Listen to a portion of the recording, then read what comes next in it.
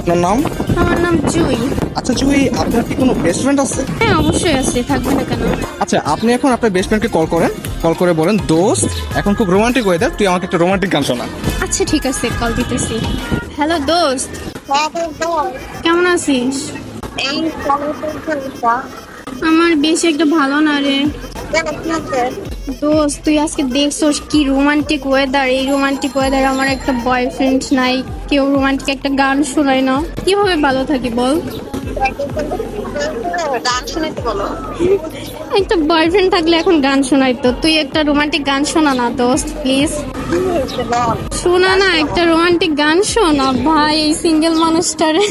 ঠিক আছে তাহলে শোন ছোট্ট করে, হ্যাঁ।